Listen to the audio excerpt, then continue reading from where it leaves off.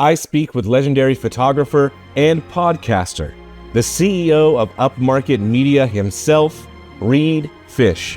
Today, on episode 13 of Real Estate Photography Unlocked. I'm just trying to get mine, but these agents got me losing my mind. Whatever happened to the good times? Man, forget about it. It's showtime. Let me show you how to get some rest, how to make millions, how to be your best. This is shout out to the REPs, to the shooters, producers, and the newbies. Welcome to our podcast. I'm your rep MC. We're here every week talking real estate photography. Hello, everyone, and welcome to Real Estate Photography Unlocked. Today, I have a very special guest that I'm very happy to have on. Let me introduce Mr. Reed Fish himself, CEO of Upmarket Media, and I'll allow him to introduce himself. How are you doing today, Reed? I had a hectic day, but now I hear the dulcet tones of your voice. It's calmed me down a little bit, so I feel I feel a lot better already. And I guess the little I'm of course the CEO of Upmarket Media, which we are a full service real estate media company based in Ventura County, California.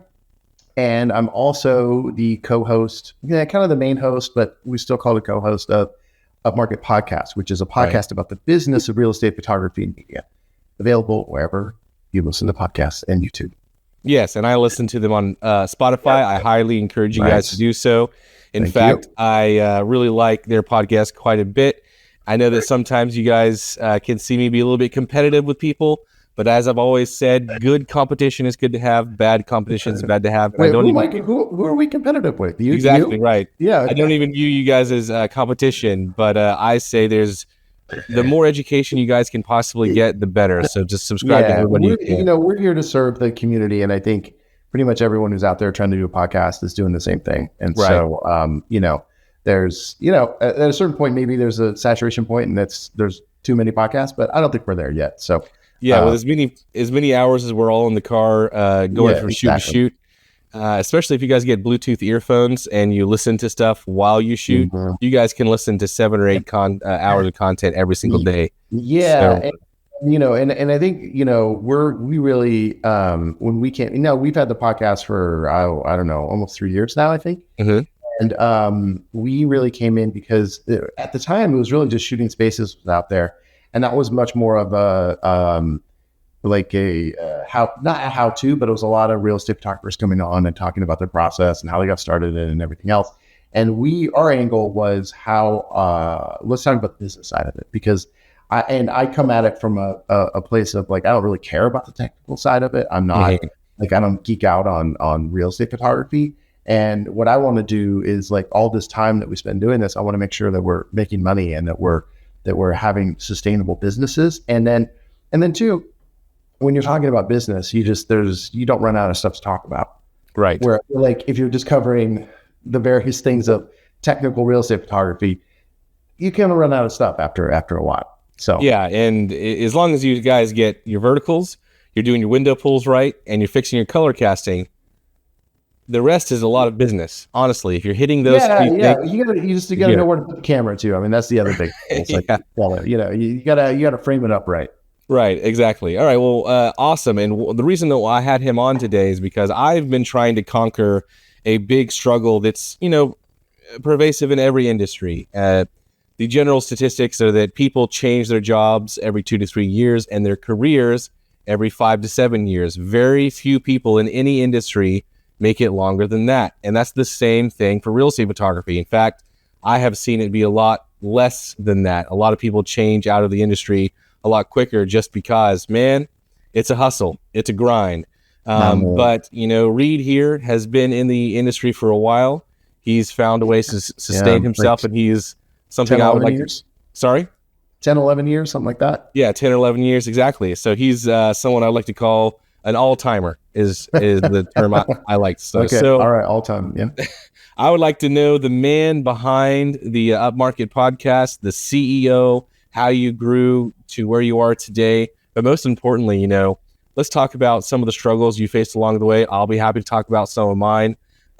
Sure. How you made it here to, in my opinion, the best podcast in the industry and most consistent great content, and also super generous to be on here. Speak volumes of you. Oh, Yeah. thank you. I appreciate it. How did I get here? I think I got here because of burnout. And when you're saying, oh, everyone changes their, career every so often. And yeah, I mean, I've done that. I've had a few different things. I came out of a background of, back in the day out of college, I was, doing art. I worked in art galleries. Then I ended up making a feature film and then was doing screenwriting for a while. And then, but basically just to make a little money on the side, started doing real estate photography because I knew a guy. I used to play in a poker game in LA with a guy who did real estate photography. And he was generous enough, Eric Grammer in LA, to show me the ropes. And then I started my business up in Ojai, which is like an hour and a half out of LA.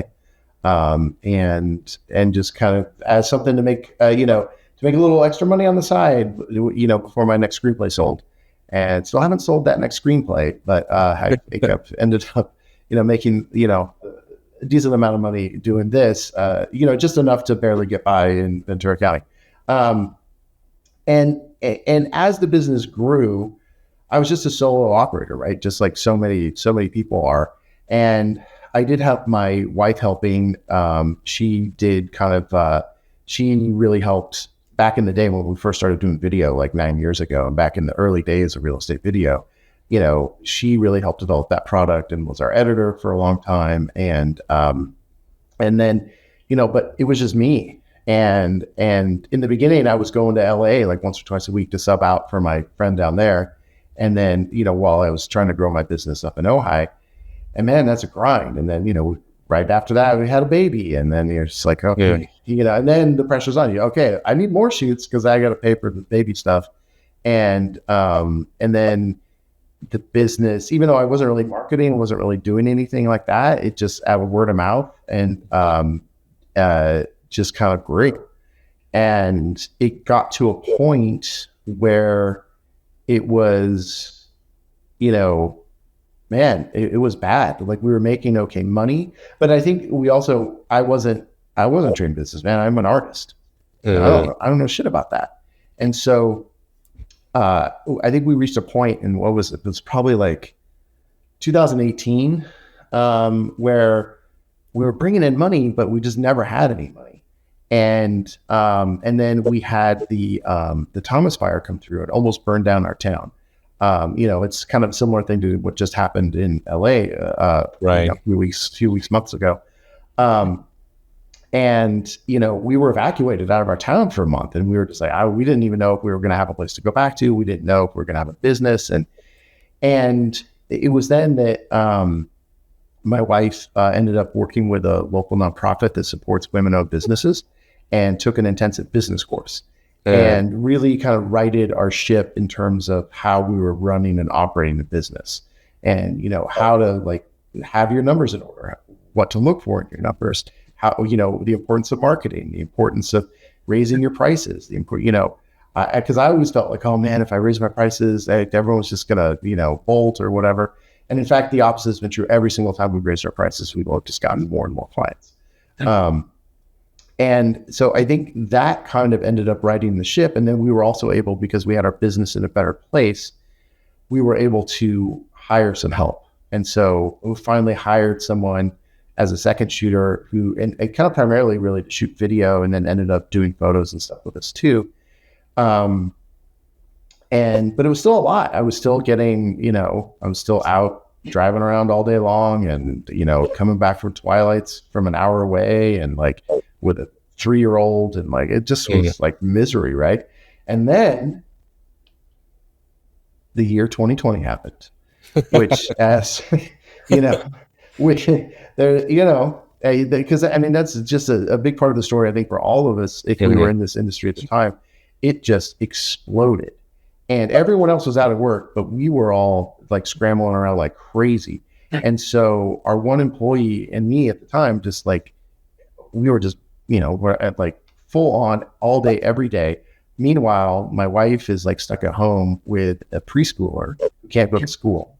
and and it's about to go crazy. And, and not only that, it's like everyone else had, both parents at home. And yeah, you're trying to juggle Zoom working and whatever, but it's like you're both home. But I was just gone.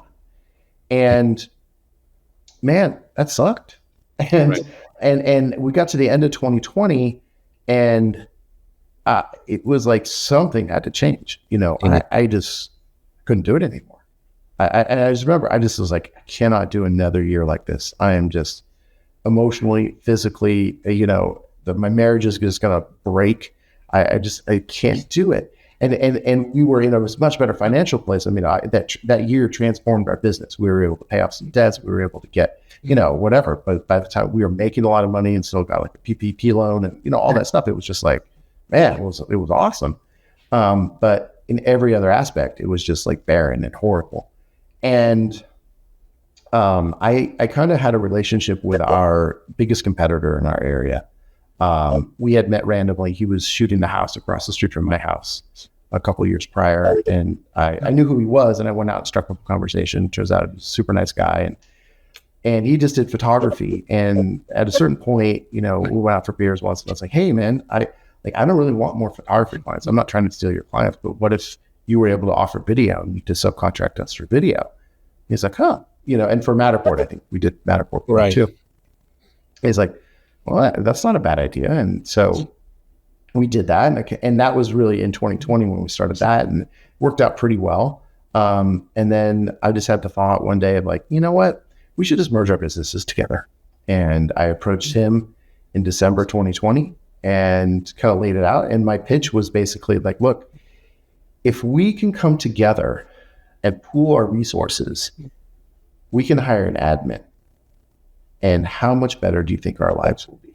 And that was my whole pitch to him, because he was in the same boat. He was sold. He didn't have an employee. He was just doing photos, but he was just like, couldn't handle anymore. And he always talks about how like he dreaded getting a new client. If he got a new client, he's like, oh my God, how am I going to handle this? And, and that's not a place you want to be in a business. And so, I mean, he slept on it for a couple nights and was like, yeah, let's do it. And then, 7 weeks later, we were Upmarket Media. And I think it was, and I'm glad to say it's worked out really well. And I think Mark is happy we did it. I'm happy we did it. And the whole point of it was that we decided we needed to scale our business in order to make our lives, not only, to make our lives better, but for me to make my life, worth living. It's just like, it was just like, because I was, pretty damn miserable. And if you listen to, if everyone listens to the podcast, everyone knows how I feel about real estate, and real estate is hard. Being realtors, I mean, I hate them. They're like the dumbest people in the world. And then I'm all fucking hanging out with realtors. It's like, kill me now, man. Right. I whatever. Whatever cliche there is. Missing my daughter's first step so I can hang out with fucking some asshole from and then you show up to do the shoot, and they're not even ready. And for a fact, when you talk to the seller, the agent never even talked to them to prep them for the house. Of course. And you told them 1,000 times they need to do this, and it's just ridiculous. Yeah, I feel you there. Yeah, and so that was the old, and so to get back to really definitively answering your question is which boils down to how I've been able to last more than 5 to 7 years, and it's because in a way I didn't. I said no. I had to make a giant change, or I couldn't have done it. And then, in fact, as now we just celebrated our 4-year anniversary of merging our company together, and for the last 2 years, I effectively have been retired from shooting. I just don't do it anymore. In a pinch, I'll get out there if we need somebody, but it's like I was at the point where I was a liability. Because I didn't have the patience for those realtors who weren't ready. I didn't have the patience for the stupid homeowner trying to make a sandwich in the kitchen when I'm shooting. It's just like that stuff was just like, I just reached my marriage therapist at one point talked about how, with couples, what's the thing, what's the biggest sign, that hey man, this is not going to work out, is when they have contempt for each other. And as soon as you have contempt, there's no turning back. And I tell you, I had so much contempt for homeowners, so much contempt for contempt. There was just no coming back. And I've been able to, come to peace with that. And I can go to realtor networking events. I can press the flash, I can do the thing and be charming and everything else. And it's fine. And if I'm not in the kind of those triggering situations of like the home not being ready or just them disrespecting me and not valuing my time, and, but still I get all fired up sometimes on the admin side where I chip in or, like Mark and I have to kind of do admin on the weekends because our admin doesn't work. And it's like, when people are bitching and complaining and changing or whatever, just like, fuck, let's just fire this client. Jeez, man. So I'm still not as patient as I should be with it. But scaling our business was really the only way I was going to be able to stay in it. And I agree with that too. I got started, wanting to do this for the rest of my life full time. And I always thought, you know what, I'll just continue to raise my prices, drive away clients.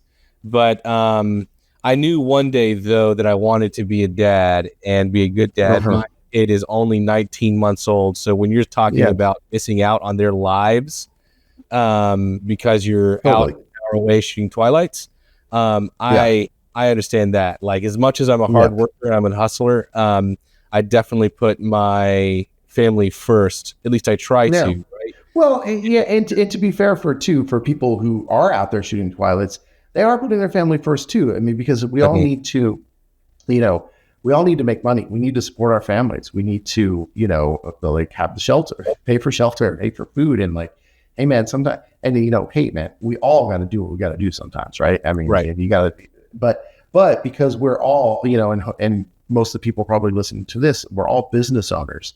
And within that comes some power. Like, we're not just some employee that gets bossed around and you're like, well, I don't have a choice. I got to go do it. We do have a choice in how we run our business, but we also need to make sure that we're being competitive and that we're offering the same services. And but you just have to figure out how to make that work for your life. And that's what Mark and I have tried to do. And I think Mark is a little bit still out there shooting a little too much, and I really want him to not be. But it's there's a lot of things that play into that. And that extends even to our employees. Now, when we have shooters, is like we try as hard as we can not to schedule more than 2 twilight shoots a week for them. Because even if they don't have kids, even if they don't whatever, it just it just can ruin your life. And it's just like, there's nothing that was it, man. The twilights to me were the absolute worst. And it wasn't even the kid or whatever. I would just be down in this, city, like 50 minutes, 45 minutes from where I live. You're out there, it's summertime, and we're, Southern California, it's not too late, but still it's 8:30. And you're just driving back in the dark after being gone all day. And you're like, what in the fuck am I doing with my life, man? This sucks. And I'm not working in a factory. I'm not working, there's way worse jobs. But for some reason, the drive home from twilights, and I don't care if I was across town, if I was an hour away, was the most depressing thing in my entire life. So, I don't know why though. I mean, I don't know what it was about that specific thing that really made it hard. But no, you're not alone, man. I mean, I think we all have been on those drives. I mean, okay, so there's 2 types of photographers listening to this, of course. The photographers who understand and relate because they've been there, and the photographers who haven't been there yet. Oh, I haven't been there yet. Okay, all right. But you will be, right? Yeah. Hopefully you will. Yeah, hopefully your life it gets as bad as ours. So if you could do it all again, here's, I think, a great way we could help people is, what's the proper way to build your business so that you don't have to hit that wall where you're kind of starting to resent your clients? Because, guys, I've been there in the opening of this song, right? I'm like, man, these agents got me losing my mind. Whatever happened to the good times? Man, forget about it. Showtime, right? Yeah. That's a line that relates exactly to what Reed is talking about right here. It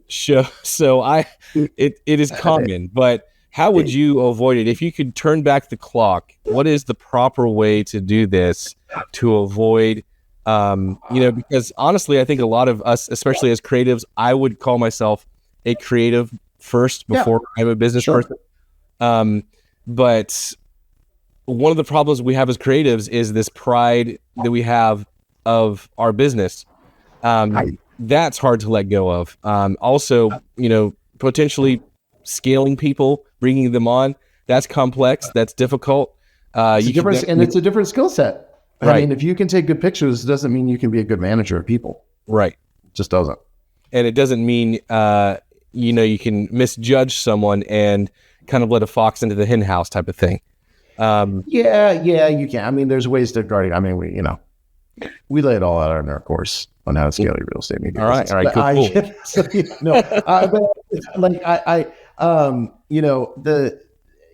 There's a way. Yeah, I mean, there's so much there, right?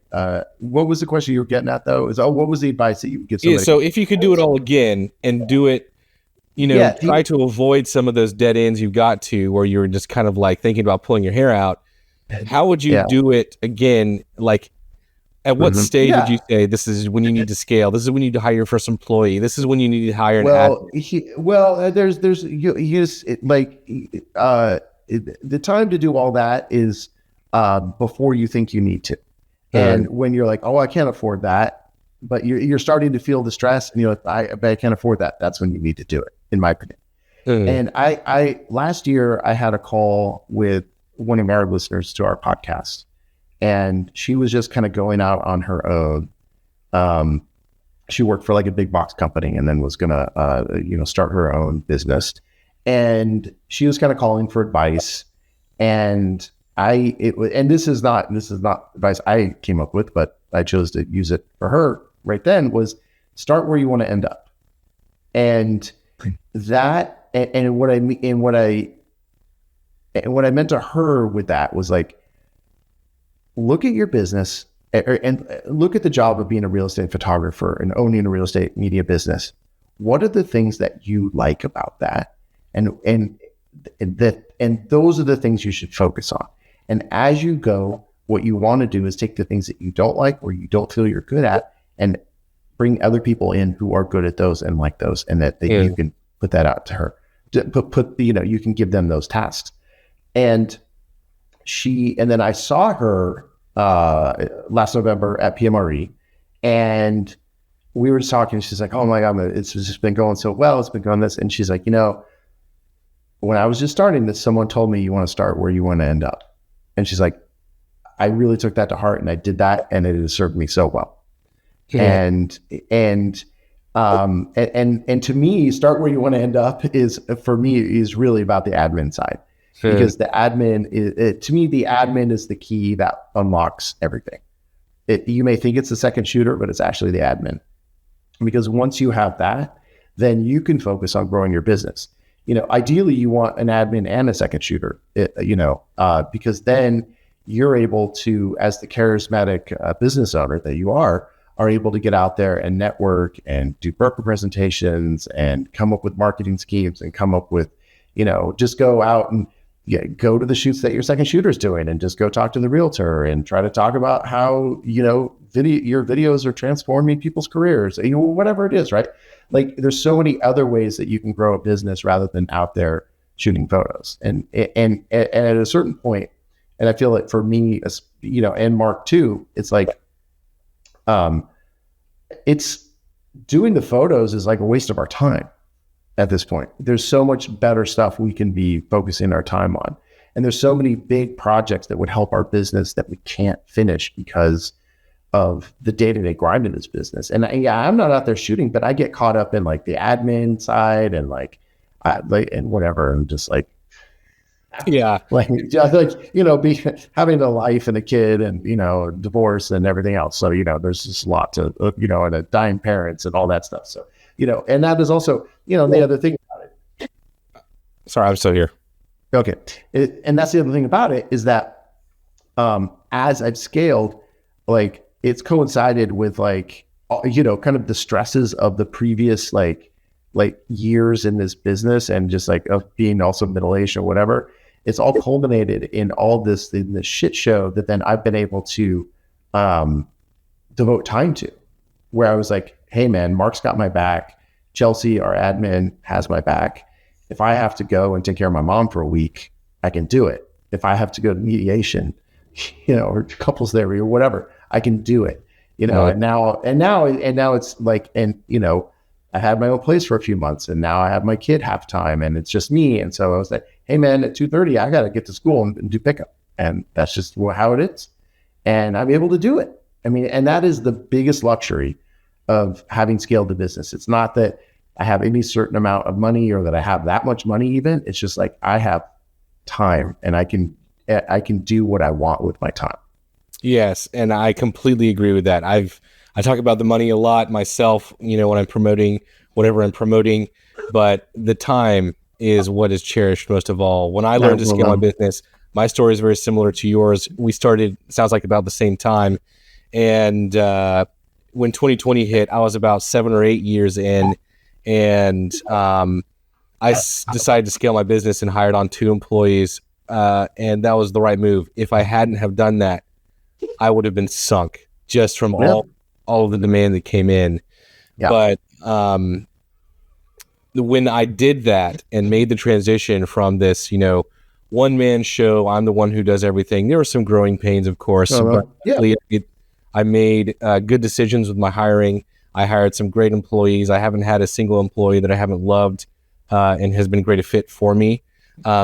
But out of all the things that have benefit from me, that transition from owning my business versus my business owning, and that was a decision that I made. And I talked to my wife about this, saying, listen, love, we're in a time of our lives where we need to make ourselves secure for the rest of our lives, and we have the opportunity to do that. I say we do it. So we put off kids just so that we could get ourselves on a sound financial basis. Now that we have a kid, we're in our mid-30s, just starting to have kids, right?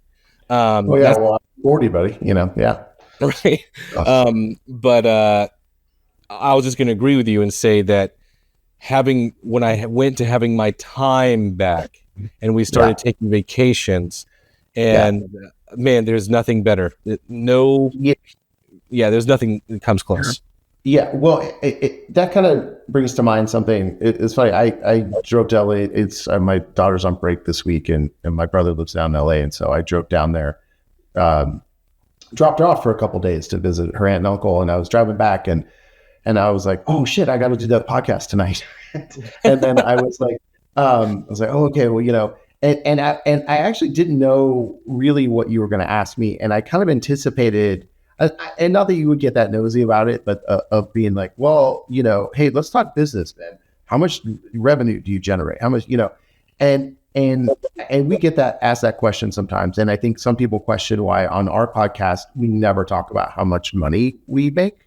And whereas, whatever, all the other people pitching courses and whatever, you can make $1 million a year. You can do this, you can do that. And we don't ever say how much money we make. And if someone wants to come up to me privately, I'm happy to talk about it because that's part of business and it's whatever. But what I think, though, when we talk about that, there's a couple reasons why I don't want to talk about that in a public forum.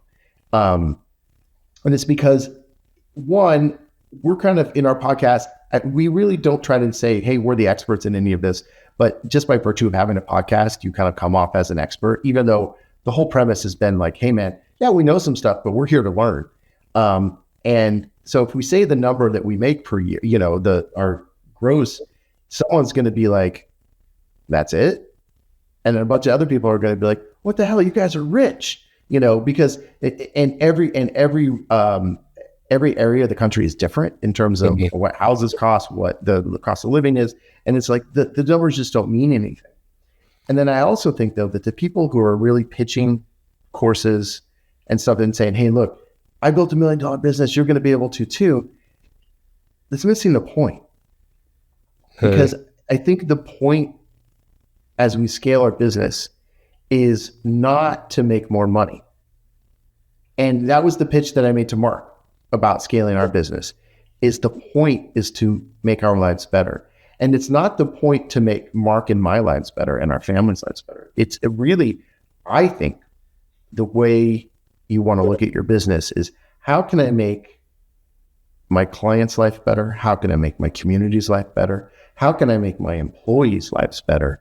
And if you do that, you're going to make your life better and money's going to come. If you are just sitting there saying, how can I make more money? You may get there, but at what cost? Because then what you're doing is you are making those decisions to be like, well, if I do shoot Twilight 5 days a week, I can make more money. Yep. And it's like, well, that's going to come at a great cost, to you, a great personal cost to you. And so I think the hyper focus on money, while I know it is important, it is absolutely important. And we try to make as much money as we can. So I don't want to come off as like sanctimonious about that kind of thing. But I do think if you are looking at things more holistically on how our lives can be better and not always making decisions based on the bottom line, then that it puts you in a better place, because I feel better about my life, and I also feel better knowing, and it also, our employees' lives are better. And, it just goes to how we treat our employees and how we interact with them, is that we always try to be like, if there's ever a question on anything, we are always try to take the more generous side. Or, and I always tell, I just onboarded a new employee, and I was like, hey, look, when you're filling out your time card, don't, if you work till, 4:07 p.m., just say you work till 4:15. We do 15-minute increments. And if you ever go over the next 15 minutes, just go up to the next one. And something like that, I truly feel it doesn't cost us much money ultimately, but it makes that employee feel valued. It makes them feel like we have their back, and we're not penny pinching, we're not whatever. And what is it going to cost me an extra $50 a year or whatever, I mean, no, it'll cost more than that, but it doesn't matter. And again, I'm not trying to set myself up with some saint, but it's like just doing these little things that actually just make people's lives better. It not only does it actually do that, but it makes me feel better about the company, and it puts us in a better spot as a business. Yeah, and I agree with that completely. And what you're talking about here is, I mean, so often, I'll have a guest already on in just a few episodes that we've had talking about, hey, how did you get started? How do you get started? That's really not as interesting to me as when people get their vision and their heart in the right spot. And the coolest thing I see too is, even when I'm talking to people who are just getting started and they're like, hey, honestly, I don't even care if I make that much money with this. I just want to work for myself. I just don't want to work in this for this awful person who mistreats me, like you're talking about. And I know that people, when they have their heart in that place from the get-go, there's no attitude like gratitude, and there's nothing like, if they have the wrong attitude about it from the beginning, you can't change that. You can, but it's really hard. So just having the right vision and the set in motion. That's another thing too, why I never wanted to really scale my business for the first 10 years, is because I was actually really happy shooting for myself and telling bad clients to go screw themselves. Yeah, I mean, no, there's something to be said for that. And that was, I know, and that's it. And that's the thing, is there's no path that's right for anybody, right? Like that can be like, you can't just continue to raise your prices. And I mean, like, what is it, 3 years ago, 3 years ago now, I gave a talk at PMRE on why, kind of touched on all of the themes that we're talking here today, but why and how, a little bit on how to scale your business. And I said, look, if you're even remotely good at this, you're just going to get to a point where you have too many clients and not enough time. So you have three choices at that point. One, you can do nothing and end up burning out. Two, you can just keep on raising your prices until you have a comfortable amount of clients, and then you don't want to grow, and you can just have a sustainable business that, makes you decent money. And that's for someone who loves shooting houses and wants a close relationship with clients. Or you can scale. I mean, those are the only three options, and so I don't fault anyone for if someone takes the first one, doesn't do anything, and then burns out, I'm like, come on, please, let's choose one of the other pals. I think they're Right. ultimately better. But I cast no aspersions on anyone who chooses I love shooting, real estate photography. And I'm just going to charge more and just continue to do that and not have admin help and not have that. I totally respect that. That's awesome. That just wasn't my path, Yeah. One question I would love to ask you, because, Well, do it then. talking about paths here, one path I've always chosen is, one of the guys I listen to is who just business, related, has nothing to do with photography. One of the things he says is, the only ship that doesn't sail is a partnership, right? So for me, I recognize that to be true, because if I tried to partner with someone and try to make decisions together, I'm too much of, I don't know, fill in personality fault if you want. Yeah. Asshole. Possibly. I certainly can be, I suppose. But I know that when I'm working on something, I definitely want it to be mine. But I also know that if I'm owning, it has to go a lot with, I've seen my dad own some things in the past. He is a great, dad, has done some business ventures in his life, and, doesn't have that. I would say that's not his greatest strength. And one of the things that always came back to bite him was when he tried to partner with somebody. Partnerships are also the number one most failed business model. However, you seem to be doing it and be very happy with it, and your partner seems to be very happy with it. Okay. I can talk. We can talk a lot about that. This is not something I can talk about at all. So can you talk about that? I think that, yeah, I'm trying to think of how to approach this, and I think there's a couple ways. I lucked out. Mark is like the best guy ever, and he's Kiwi, so he grew up in New Zealand, out with the sheep, and just like la la la la la, and so he's like inherently, not to stereotype these people, but he's super chill, super kind.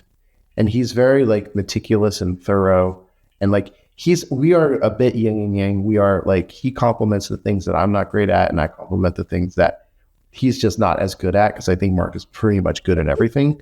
But you could not ask for a better partner. And I've heard him say similar, although I don't really believe it. I don't know. Like, I feel like I don't quite carry my weight, but one of the things is, in our partnership, like, I framed it like, I come up with the big dumb ideas, and then Mark figures out how to do them. And then it's like, it's like but you need both of those things. Like, you need someone to, and I'm the CEO, he's the COO. And so he's like, he knows about whatever, the color balance and shit like that. I don't know. And, he's up on the equipment, and, he's like, oh, did you see the newest drone? I'm like, no, I didn't. Oh yeah, let's get that. Sure, whatever. Great. But then I can go to the business lunch. I can like close the deal for the brokerage, and was able to get us, 250 shoots a year or whatever from it. So it's like, we bring different skill sets, and I'm the one who, did, start the podcast, and that's been a real boon to our business. So it's like, we just inherently have been able to complement each other. But within that, it's from the very beginning, we talked through everything, and we just felt like we were on the same page with each other. And as we went into a partnership, we also enlisted our business coach to help, right? And help set it up. So we had kind of a neutral third party, even though he was our business coach. He kind of was like, no, I can come at this as a neutral third party. Like, I don't have a dog in this fight. And so we were able to each send him our number, because you're like, well, what's your business worth? What's my business worth? And, you don't want to like give them all the information, because, and then we just sent it to Jeff, our business advisor. And he's like, oh, like, hey, look, Reed, your company makes more money, but Mark has more clients and more shoots. So basically our average, our average invoice was higher, but Mark had more invoices. And so he made a little less money, but he's like, it's close enough, or just do 50-50. It's a no-brainer. Just do it that way. And so we had people from the beginning help us. And then we also talked about, what we wanted from life, how we wanted to approach business. And I don't think we touched on everything. It just happened to be kismet that we're very aligned on philosophically on how to treat people, on what our values are, what's important to us. And then we just continued to communicate and, support each other. And I don't know, man, I don't know if it would have worked with someone who wasn't as kind as Mark. But it has. And so I can look and say like, oh, we did this, that, and the other thing, but then I'm like, I don't know. It's just the right person. But I will say too, that with our podcast being out there and kind of the premise of the podcast from the beginning was like, hey, we joined forces together and we're scaling our business. Follow along with us. And I know of three other businesses that exist because of our podcast, because solo shooters were out there listening to our podcast and they called up their biggest competitor in the area and said, hey, have you heard this podcast? Give it a listen. I think we should do that. And so then there's three businesses out there of merged companies. They were all had their own real estate media companies. They merged them because of us. And all three of them have reported success and happiness from it. So good. Yeah. That's the most important part, because sometimes you can be handing out advice. It ruins people's lives. Well, absolutely. And I don't advise that anyone does it. But I think it's something that is worth thinking about. Yeah, it's an option you should keep on the table. Exactly. Yeah. And in fact, I know someone, another person that I know in the real estate media industry who was thinking about doing the same thing with somebody. And they were calling me for counsel, and they just got the heebie-jeebies enough to be like, nah, I'm not going to do it. And I think that was a good idea, and in all of it, and as anything in life, right? Just listen to your gut.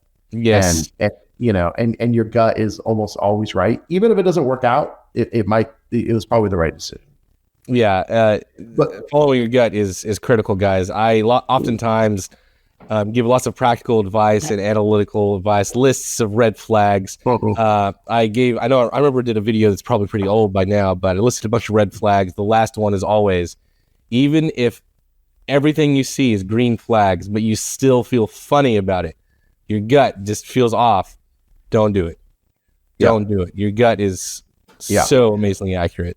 Yeah, and I thought of one more thing of advice I would give someone if they were going to enter into a partnership, and it's what there's two parts to this, but it's what our business advisor said to us from the very first day. I think the very first time that he met Mark and he met with us as the three of us, he said, you guys like each other now. This is great. What happens when you don't like each other? And also, every single partnership ends. One of you will sell the company. One of you will get bought out. One of you will die. The company will fold. You'll go bankrupt. Whatever it is, it will end. What does that look like? You need to put into writing right now, while you are friends, what that looks like. Yes. Because then when you aren't friends, you always have this document to come back to. Yep. I so can't one agree. Of these days, Mark and I will have that document. So, okay. Oh man. All right. Yeah. Well, and that was the thing, is like ours was like so rushed, and that document is like so dense. It was just like, it's just, how this business is we're like doing it, and then all of a sudden it's like, well, shit, we got 20 shoots this week, man. We don't have time to do this. And then, we got, ballet, and we got this and that. The other thing is like, we don't have any time to do this.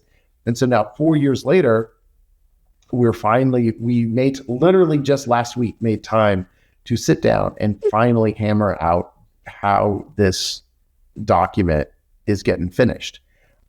Because I think we really worked a lot on it a couple of years ago, but then we got stuck on the, because there's this big question, what if one of us dies?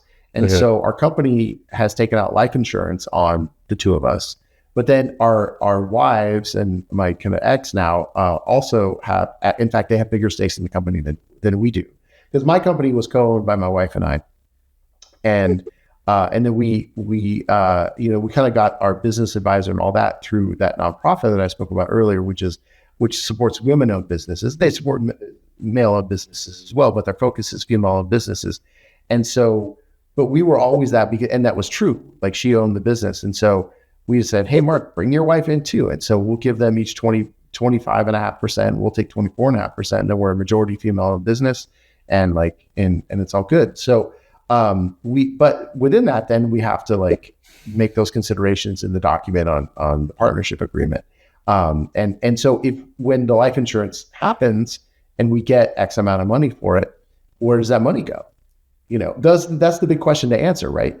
Because you're like, well, if Mark dies, shit, man, I gotta hire another shit. I mean, I'm just like shit out of luck. If I die, he's like, I'll figure it out. But it's like, and and then the other thing is like the whole point is we want this to support our families in perpetuity, right? So, but once someone dies, then our business advisors are like, no, you just buy them out with a life insurance. And so, we just had to figure out exactly how that works. And, it gets a little complicated with 4 partners, but I think we cracked the nut. So okay. I think we're gonna get that thing notarized, in any day now. So, no worries. And that's difficult too. I mean, I've spoken with some people who own some pretty big businesses in the industry, and I won't say anything else, but I was shocked. So you guys are doing it right. It's just taking your time. Things are complex. I get that. Yeah. Other people have no intention of doing things, and they just operate on a handshake partnership or otherwise an agreement. There's certain ways to do that. Like, for example, I'll do a handshake deal that doesn't have any writing. For example, when I have a large brokerage deal locally in my real estate photography business, I'll say, hey, listen, we'll set you up to get 15% off on all of your orders inside the software. But we don't have to put anything in writing, right? Yeah. Let's just, you agree to use me and I'll give you 15% off everything, right? Yeah. And that's okay. You don't have to have all that. But when you're doing this kind of thing, yeah, there's definitely, you got to put things in writing.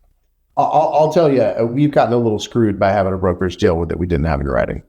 So not majorly, but just enough to be a big pain in the ass. Can you tell me? Can we talk? I can't. No. Well, like in general terms, I can give general parameters. Yeah. Basically, I said, hey, look, we can give you a spot if you. And this is a different kind of brokerage where they pay for a lot of the media themselves, and the agents, if the agent wants a lot of stuff, the agent has to pay for some of it, but like a baseline level of stuff that's paid for by the brokerage. And I said, hey, look, we shoot for a lot of your clients anyway, for a lot of your agents anyway. Let's do, I can give you this really great deal on all these services. And they were saying they're going to do a minimum spend on every single shoot. I said, we can give you a really great deal on this, but you have to give us all the shoots. And for every single agent we are exclusive. And I said, great. They were like, on board. Well, they have a couple offices, and one of the offices was like, well, there's this one photographer that a few of our agents use that they really, they don't want to not use them. And so we said, oh, hey, let's, okay. I just want to make this deal work, of course, right? Because it's like, it's going to be 150 to 200 shoots a year with photos and a video for every single one. So it's like, it's good. It's worth it, right? Yeah. And I was like, fine. He can just subcontract through, we can just have him be a subcontractor, and we'll give him, I'm not going to get into it, but we'll give him XYZ for everything he does. But he has to do it. He has to he's our subcontractor. So we schedule him, we do all the stuff and, whatever. And then it was just like, that photographer's gone rogue, but then the manager of the other office, won't rein him in and is too scared of his agents to rein the agents in. So it's just a total shit show of he's just like taking shoots, and then I'm getting paid for the shoots. And I mean, it's just it's a total nightmare. So, it has.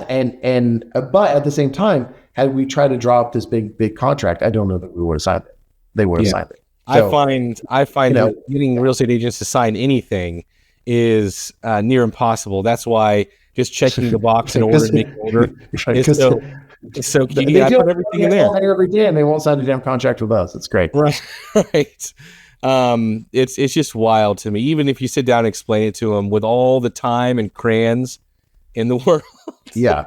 I don't mean to sound too derogative, but I do. I'm a real estate agent.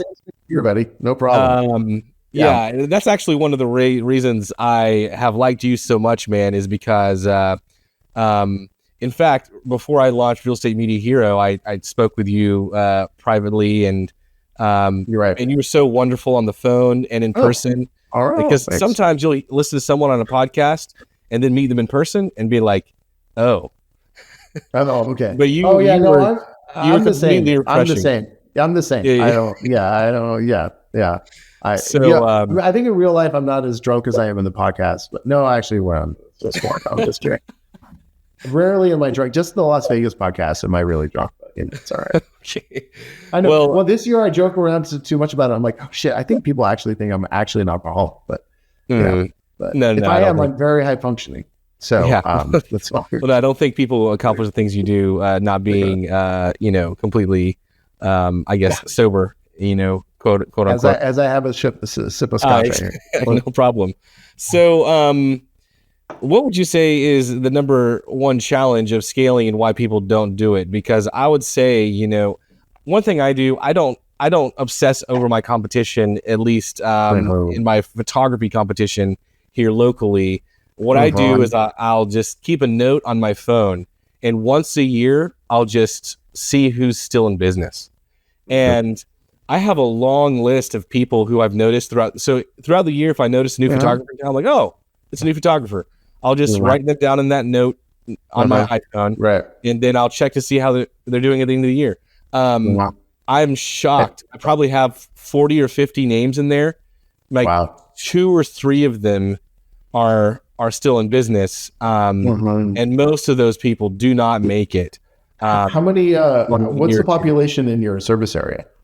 Oh, it's not much. I don't know the number off the top of my head, but I could tell you how many agents we have. We have about 4,000 registered real estate agents. Okay. About 400 to 800 of those real estate agents actually do deals. Yeah. Actually have listings. So that from that you can probably garner the size of our market. Out of curiosity, do you know that number in your area? There's more agents than that, and I know. I mean, we have at least. We have at least. It's a big town. We had our big. We got a studio space, and we had a big kind of grand opening party, and we're like, oh, let's invite everybody. Oh, no, let's not invite everybody. Okay. We already spent $5,000 on alcohol as it was, but it was. I think we have at least 500 clients. So ours. It's a few 100,000 a few 100,000 people in our kind of home area. Right. So it just depends. I mean, because we abut kind of LA, and we can go shoot in like San Fernando Valley and stuff. So it's it's a different deal. But if you were in like, I don't know, Indianapolis or something, it's a similar thing. It's to what where we are. I'm sure it's a different world. Not only, guys, do you have a huge opportunity with the size of your market, but your average. What's the average home value there? For us, it's just peaks a little bit over $300,000. No, seriously, what is it? What our average home value? Oh no, I thought you were joking. Yeah, ours is like. I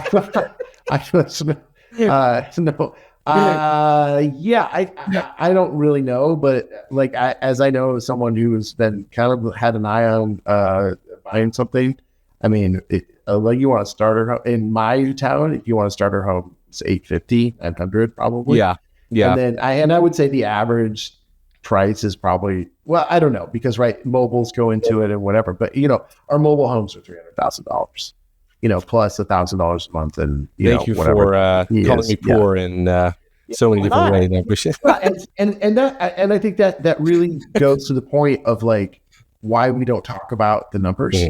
Because I guarantee you, we make, whatever our yearly gross, and last year it was like our best ever by far. it's like, yeah, it can sound impressive to most people, but at the same time, it's like, well, look, it's two families who own the company. We have 4 employees, and the average house cost is $900,000. And it's like, yeah, guess what? That money don't go far. And my kid's in private school, and it's just like, yeah. And it's like, I know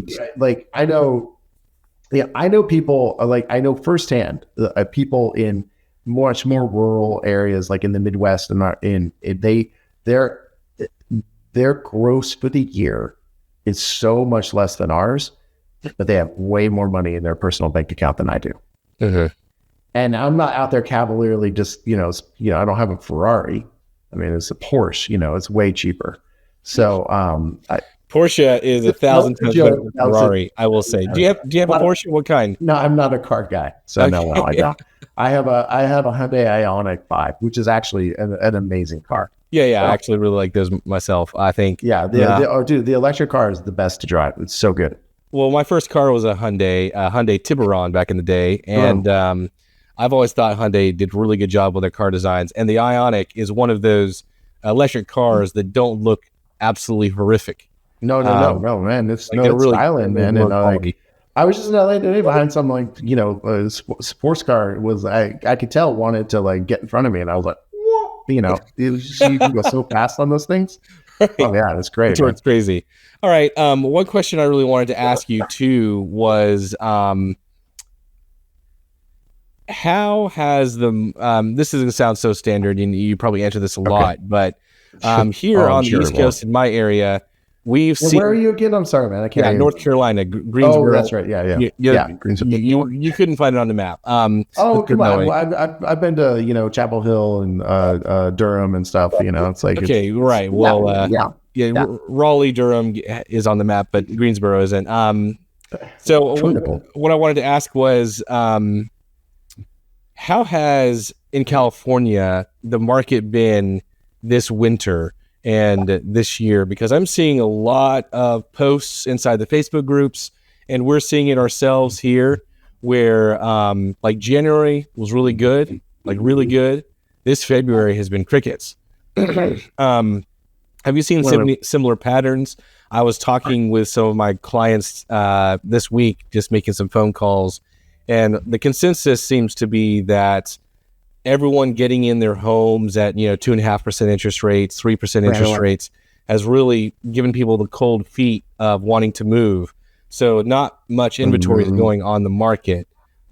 Your market is completely different from mine, sure. But I feel like that's been the case for the last 2 years, right? As interest rates started to rise, that's like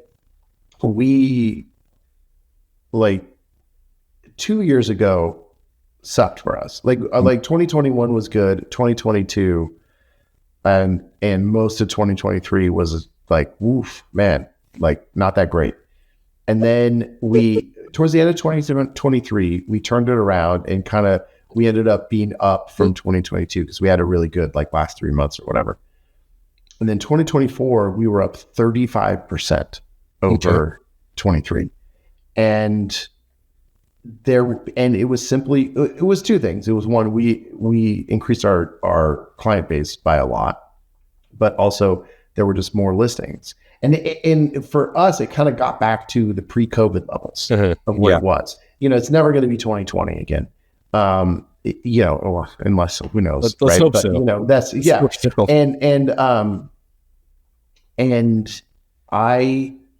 and so this January was 25% up from last January for us. February has been, I would say, we're busy this week. I mean, it's been all right. We've had 2 decently big rainstorms, and that's the first rain we've really gotten this year. So, when we have a rainstorm in Southern California, it's like it drives things to a halt, pretty much. So, the weather has kind of messed us up a little bit. But last year it was like record rain. So we had, we did amazing. So, but there's 2 things that I would say to it in terms of that. I think, yes, there's a few things I'll say. That the interest rates have made people not want to move, but we're also now getting to the point where interest rates have been higher for a longer amount of time. So 2 things are happening. One, people are normalizing themselves to that. This is just what the rates are. Mhm. And 3, hey, you can, like, if you need to move or want to move, you can hold off for 6 months, or you can hold off for a year or a year and a half. But once you get to like 3 years, it's like, no, man, you got to do it. And like, and I don't know, maybe it's just my age or whatever, but it's like, man, so many people I know are getting divorced. And I think it's just like this COVID hangover. And it's just like people try to hang on and they're out. People are moving, I think, moving a bit more. And the other indicators that I have are just the talking to realtors and reading their tea leaves. And they're like, yeah, no, I think it's going to be a good year. They're like, yeah, make sure you're ready. I think it's going to be a good year. Yeah, that's what I anticipated as well. The other way I know this is that every December, for the last like 3 years, we've been offering, just to increase cash flow in December, we've been offering a credit pre-buy. So if you spend a minimum, this year we said, I think it was a minimum of $2,500. If you spend over $2,500, we will give you a 15% bonus. So if you spend $2,500, you're going to get whatever the math is, $3,000 in credits that you can use without market media next year. So It's basically a way to like give them an extra write-off at the end of the year and give them a little bonus for it, but then increasing our cash flow. And then we said that if you go $10,000, we'll give you 20% bonus. So if you spend $10,000 right now, we'll give you $12,000 in credits. We doubled this year what we did the year before. And we had 2 clients do the $10,000 buy. And we had like clients that never did anything buy like the $5,000 buy. And that tells me that they think they're going to use that money in 2025. Yeah, I would agree. Yeah. My initial instincts, sometimes instincts aren't correct, were, without talking any politics, just talking about how politics affected business. Yeah. I figured because of the election being so contentious, I saw that a lot of people held off as the closer the election got. So I was just figuring everyone had a plan A or plan B, depending on who won. Once people knew who it was, the floodgates would open and there'd be a ton of listings. In our area, it didn't happen. Like there was like a standard little bit of a bump after the election was over, but it was not the, now we know what is happening, so we're going to move forward. What was it and that's the thing is, and really not to talk politics about it, but in our area, everyone's scared shitless. So like they don't, you know what I mean? And so it's like, and I think just in these first few weeks of it, like whatever side you're on, it's a bit volatile. I mean, there's a lot of moving parts here. And I think it could shake out in many different ways. I have opinions on how it will shake out. People have opinions that it might go a different way. And so I do think that, and that's just to say, it doesn't even matter who's right. There's still uncertainty. Mm-hmm. Yeah, there's a lot of uncertainty. If anyone is like, oh yeah, I know how this is going to play out. Yeah, nobody knows. Yeah, nobody knows. And I know some people are certain, like on the far left, you're like, no, everything's going to go to shit. On the far right, it's like, no, Nirvana, happy days are here again. So it's like, it's probably going to be somewhere in between there. So but I do think this political environment is about as uncertain as I've ever seen in my lifetime. Yeah, I would agree. I would agree with you. So I think that could affect it. But at the same time, life happens. People got to sell, and prices are still high. So I could really see, like here, I could see people being like, "Yeah, man, I think the economy is going to tank because of all these policies. I'm going to get out now. I'm going to sell walls. There's still there's still value here. Well, the stock market's still high, and people can cash out. And because we get a lot here, especially on the luxury end, of like people just make cash offers. Yeah. Oh, you guys have beautiful homes. You guys have beautiful homes over there. All right. Well, man, I mean, I can't believe it. It's already been an hour. So I don't want to hold you on longer than you have, but man, this is what I'm However talking long you about. want, man. It's fine. It's fine. You know. No, You well, are- what I yeah, love to have, get at what I it. love to do is make this perhaps a regular thing once a year. Not two. If you would like to be back on Yeah, again, yeah. because man, you have so much good advice and experience to share, and the best part about it is you're completely transparent and honest. Like I've talked about good and bad actors, Well, man. I You're mean, the best. I hold You're the a best. little back. Shush, shush, shush. You're the best kind of person that someone can have to listen to, and you run a podcast. So if you guys need someone else to listen to, make sure you subscribe. I like to listen to them on Spotify myself. But yeah, dude, what a great Appreciate it, man. hour, man. Appreciate it. And what a good thing you have found too. Do you find that you actually enjoy the podcast a lot more than shooting? No, well, I know I just talked about it on the last episode, actually, which is actually one of my favorite episodes we've done. Yeah, I get so much more fulfillment from the podcast than I do from anything else because, like, at PMRE last year, it was like, and I don't want to get emotional talking about it, but like, man, we had so many people coming up to us and just being like, man, it's like you guys, like, I didn't feel alone anymore, Yeah. and it's like, I know how it was to be out there feeling that way. And I think, and as anything in life, like if you want to connect with people, like, I think if you just open yourself up and be vulnerable and be transparent, then you will form connection with people.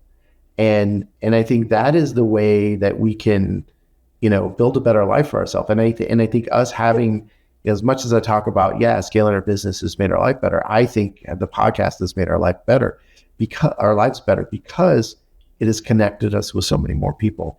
And what is there better in life than to connect with people?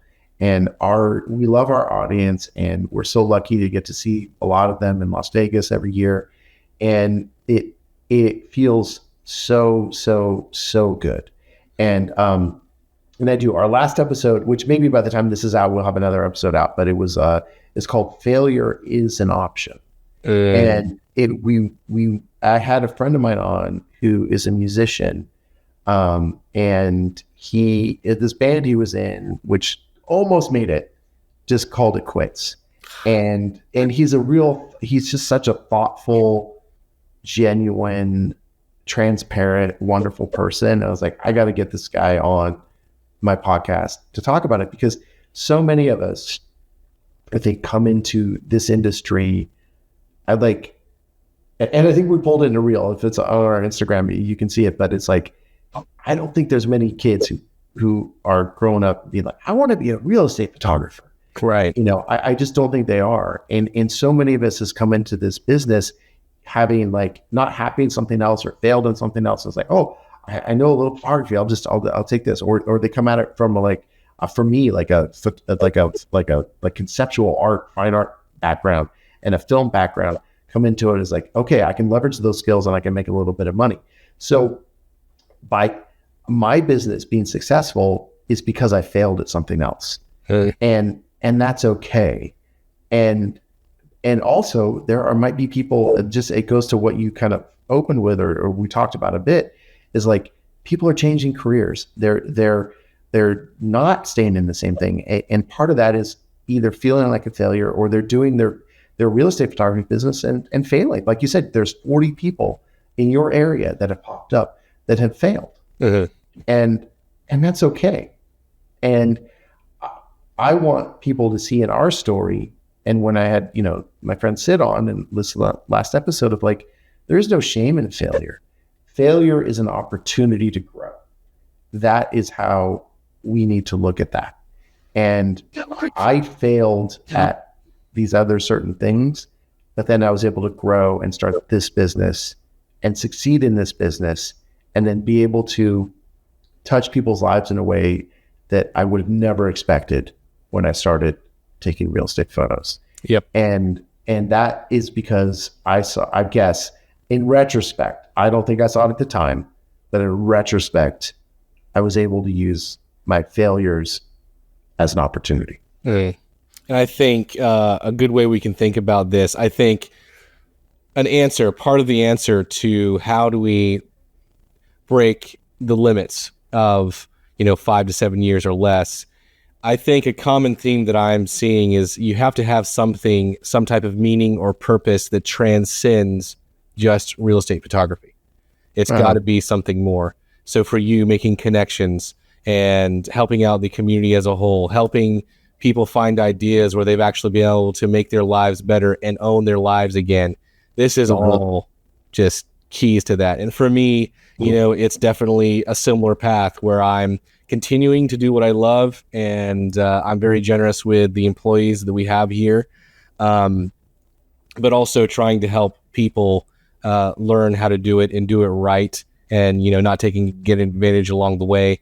And I think I agree with you too a lot. Like for example, when you're talking about not even talking about money, when other people mention money, and I know I mention money sometimes, but I try to be very direct about it and transparent. A lot of the times where I've heard money mentioned, because I know real estate photography, I know they're either lying or they're stretching the truth just by the way they're saying it. And it's just like, so I'm not saying anyone's a liar, but they have to be at least stretching the truth, just because when you say, and I'm not going to repeat anything. But man, you're great. And you're exactly right. And I think just from listening to you for this hour, people can find what will help them transcend just doing photos and finding something else that you can do while you're still doing this that helps you find a greater purpose. And it almost sounds religious there, but I promise it's not. Yeah. Well, I'm not going down that road, but you can do a real estate photography cult if you like. Oh, there's a couple out there. All right. Well, thank you so much. I'm not going to name names, but yeah. Thank you so much, Rudy. Right. And thanks, Jonathan. I appreciate it. It was a nice conversation. Yeah, I'll have you back on soon. Guys, make sure to subscribe to Upmarket on whatever your favorite. Yeah, you can follow us at Pod on Instagram. And then, we're just Upmarket Podcast wherever you listen to podcasts. All right. Thank you. Thank you, everybody. Bye-bye. Got it.